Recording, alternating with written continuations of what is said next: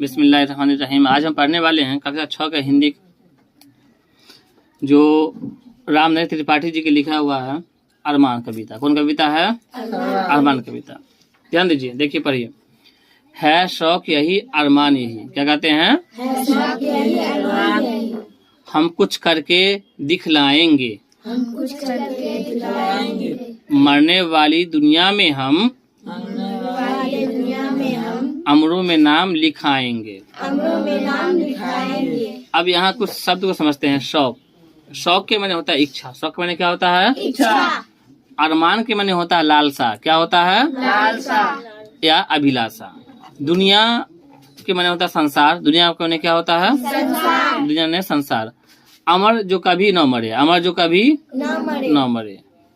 ये अविनाशी, जिसका कोई कभी नाश ना हो, उसे अमर कहा गया है। ठीक है। और नाम लिखाना के माने होता है अंकित करना। कहीं पर जो लिखते हैं ना, उसे कहते हैं नाम लिखाना, यानी अंकित करना, यानी लिपिबद्ध होना। ठीक है। तो इसमें राम नरेश त्रिपाठी जी कहते हैं अपनी हार्दिक उत्कंठा प्रकट करते हुए कि उनकी एकमात्र लालसा यही है कि मरणशील दुनिया में ऐसा काम करें जिससे उनका नाम अमर हो जाए। क्या हो जाए? अतः कवि के कहने का मतलब यह है कि आदमी को इस कम टाइम में ऐसा करना चाहिए कि युग युग तक उसका नाम अमर रहे। क्या रहे? युग युग तक उसका नाम क्या रहे? अमर रहे। और लोगों को यह संदेश देता रहे कि अच्छा कर्म करने पर ही मनुष्य अमर होता है। क्या होता है? जब तक हम अच्छे कर्म नहीं करेंगे तब तक अमर नहीं हो पाएंगे। जैसे यहाँ पे आप ले लीजिए राष्ट्र पिता किसे? महात्मा गांधी को। आप ले लीजिए एपी है ना, एपीजे अब्दुल कलाम को, वगैरह वगैरह। ये सब क्या हो गया? अब अमर हो जाएंगे कि मरने के बाद कम टाइम में ही आए दुनिया में, लेकिन अपना नाम बना करके चले गए। आगे देखिए, इसमें कहते हैं जो लोग गरीब भिखारी हैं। क्या है? जो लोग भिखारी है, जिन पर न किसी की छाया है, जिन पर न किसी की छाया है, हम उनको गले लगाएंगे, हम उनको गले लगाएंगे, हम उनको सुखी बनाएंगे। हम उनको सुखी बनाएंगे। अब यहाँ कुछ शब्द को समझते हैं। जो लोग, यानी गरीब मन होता है निर्धन। गरीब मन क्या होता है? जिसके पास धन नहीं हो, दौलत नहीं हो, वो गरीब है वहां पे। या जिसके पास सामान नहीं हो, वो क्या है? गरीब है। समझे? यहाँ दोनों मतलब लिया गया है। और भिखारी का बना हुआ कुछ कहीं मांगने वाला, भिखमंगा। क्या हुआ? हाँ। छाया का बना हुआ आसरा, आश्रय, यानी कि कहीं पे आशा होना। और गले लगाना बना होता आलिंगन करना, किसी को सहानुभूति देना। क्या होता? गले लगाना। समझे? आलिंगन करना, प्रेम करना। और सुखी मन होता खुशहाल। सुखी मन क्या होता है? खुशहाल। तो इसमें राम नरेश त्रिपाठी जी कहते हैं कि लोगों का सहयोगी बनना, बन करके वो कहते हैं कि उन्हें आदर कहते हैं कि इंसान को आदर, यानी आदर प्रदान करने में, खुशहाल बनाने का इच्छुक है। आप कवि के कहने का मतलब यह है कि मानवों का कर्तव्य है कि हम वैसे लोगों को उठाने का प्रयास करें, यानी वैसे लोगों को आगे बढ़ाने का क्या करें? काम करें जो गरीब हैं, जो भिखारी हैं, अथवा जो लाचार है या जो अनाथ है। समझे? इनके उत्थान से पहले समाज या देश का उत्थान होगा। ठीक है। इसलिए कवि इन्हें गले लगाने तथा खुशहाल बनाने की लालसा प्रकट करता है। कहने मतलब यह है कि कवि जब तक इस सब पे हम ध्यान नहीं देंगे, है ना, जैसे कि कोई लाचार है, बीमार है, उसकी देखरेख कर लेना, उसके तसफ़ी के लिए चल जाना। समझे ना? जब तक वो उसका हिम्मत अफजाई नहीं करेंगे तब तक जो है अपना देश जो है एक तरह से कोई मजबूर है कि कोई बच्चा शिक्षा पीछे है, उसको शिक्षा में आगे बढ़ाना है। समझे? कोई अनाथ है, उसको सहयोग करना है, तभी जाकर के मेरा देश आगे बढ़ सकता है। क्योंकि वही आदमी कल होगा अगर कामयाब होगा तो फिर वो भी अच्छा ही कर्म करेगा। समझे ना? अगर हम अच्छे कर्म किए हुए रहेंगे तो वो भी क्या है? अच्छा कर्म करने की ओर क्या करेगा? जोर देगा। बात समझे? चलिए आगे करते हैं। आगे कहते हैं जो लोग हार कर बैठे हैं। क्या कहते हैं? जो लोग हार कर बैठे हैं, उम्मीद मार कर बैठे हैं। उम्मीद मार कर बैठे हैं, जो लोग हार कर बैठे हैं, जो लोग हार कर बैठे हैं, उम्मीद मार कर बैठे हैं, उम्मीद मार कर बैठे हैं, हम उनको बुझे दिमागों में, हमको बुझे दिमागों में, हम उनके बुझे दिमागों में उनके बुझे दिमागों में फिर से उत्साह जगाएंगे। फिर से उत्साह जगाएंगे। अब यहाँ कुछ शब्द पे ध्यान देते हैं।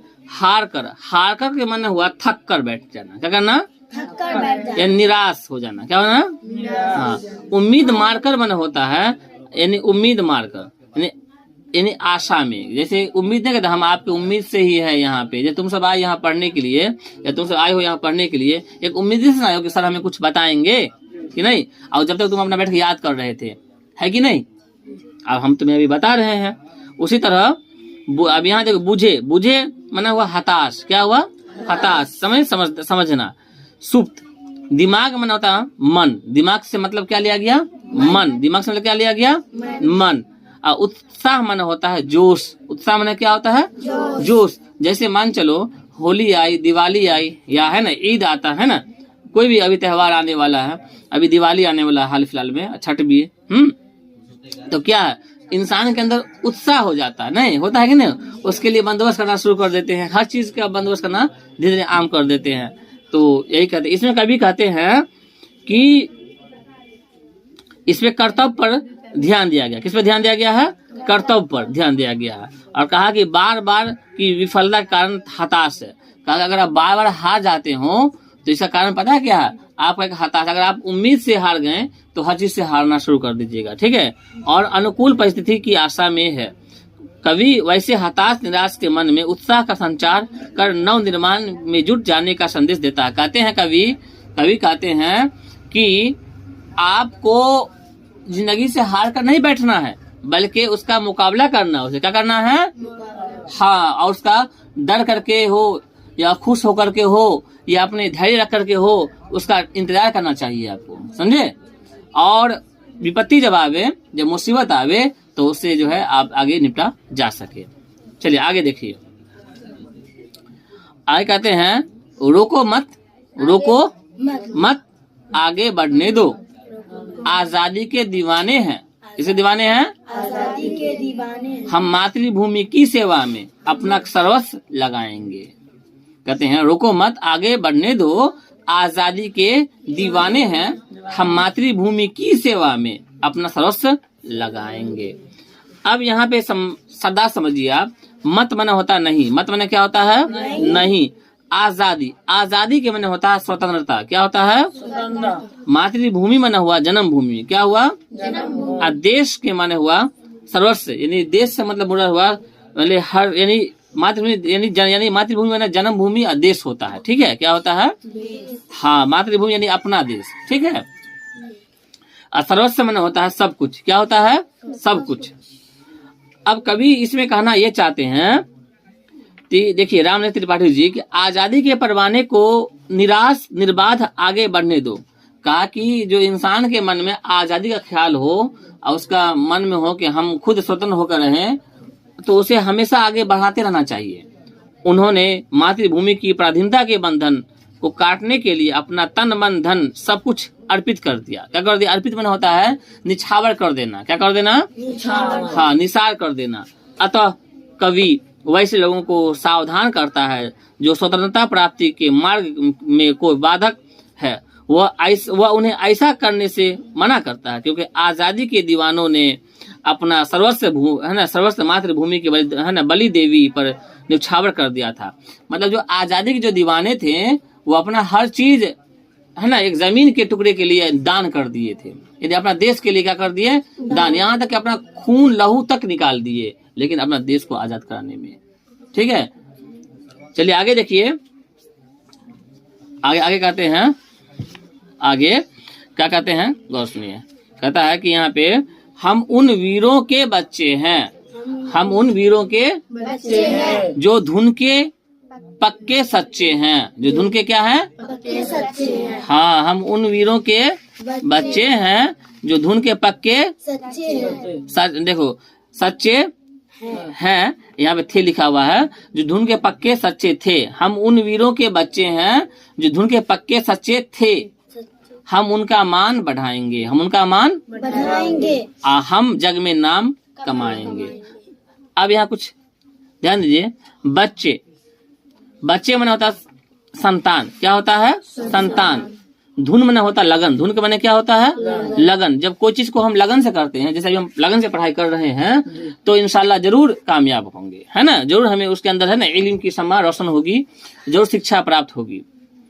है ना, विचार, धुन माने लगन और विचार। पक्के, पक्के माने होता दृढ़ यानी मजबूत, क्या होता है? मजबूत। मान के माने होता प्रतिष्ठा, क्या होता है? प्रतिष्ठा, ये सम्मान। जग माने होता संसार, जग माने क्या होता है? संसार। जग माने क्या होता है? संसार। नाम कमाना यानी यश प्राप्त करना।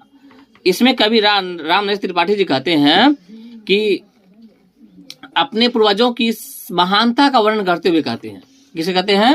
अपने पूर्वजों की, जो गुजर गए हैं उसके लिए। तब नहीं यहाँ कहते हैं हम उन वीरों के बच्चे हैं जो धुन के पक्के सच्चे थे, है नहीं थे, है ना। यानी पूर्वजों के बारे में कह रहे हैं यहाँ पे कि जो सिर कटाना तो जानते थे लेकिन सिर झुकाना नहीं जानते थे। यानी अगर वो सही है ना, गलत नहीं है, तो ऐसा था कि सिर कटा लेते थे लेकिन सिर झुका नहीं।